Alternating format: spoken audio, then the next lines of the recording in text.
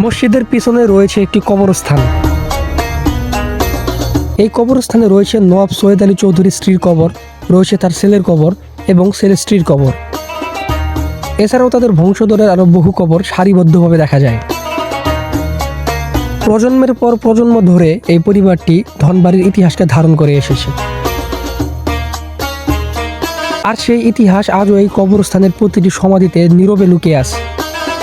তাই এই স্থানটি শুধু কবরের সারি নয়, এটি ধনবাড়ির পরিবারের স্মৃতি, ঐতিহ্য এবং তাদের রেখে যাওয়া উত্তরাধিকারের এক পবিত্র সাক্ষী। ধনবাড়ি শাহী মসজিদের অন্যতম বিশেষত্ব হলো এখানে প্রায় আনুমানিক ৯৮ বছর ধরে নিরবিচ্ছিন্নভাবে কোরআন তেলাওয়াত হয়ে আসছে। নওয়াব আলী চৌধুরীর নির্দেশ অনুযায়ী হাফেজরা তার কবরের পাশেই পালাক্রমে দিনরাত কোরআন পাঠ করেন।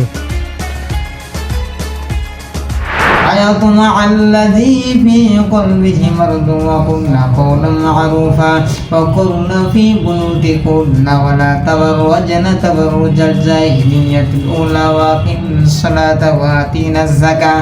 নামাজের ওয়াক্ত বাদ দিয়ে এই ধারাটি আজও এক মুহূর্তের জন্য বন্ধ হয়নি। মসজিদে প্রবেশ করলে সেই মধুর তেলাওয়াতের সুর পরিবেশকে পবিত্র ও প্রশান্ত করে তোলে, যা যে কোনো দর্শনার্থীর হৃদয়ে গভীর শান্ত ছড়িয়ে দেয়। ধনবাড়ির নওয়াব শাহী জামে মসজিদ শুধু ইবাদতের স্থান নয়, এটি আমাদের ইতিহাস, ঐতিহ্য ও অত্যাধিকতার একটি জীবন্ত সাক্ষী। প্রাচীন স্থাপত্য, পবিত্র কোরআন তেলাওয়াত আর নওয়াব আলী পরিবারের স্মৃতি সব মিলিয়ে এটি ধনবাড়ির এক অনন্য মর্যাদা দিয়েছে। যখনই কেউ এই মসজিদে প্রবেশ করে, সে শুধু দেওয়াল দেখে না, দেখে ইতিহাসের এক গভীর অধ্যায়। শাহী জামে মসজিদের এত সুন্দর ইতিহাস আর অত্যাধিকতার ধারাবাহিকতা তুলে ধরে আজকের ভিডিওটি এখানেই শেষ করছি। আশা করি সবাই ভালো থাকবেন, সুস্থ থাকবেন। আল্লাহ হাফেজ।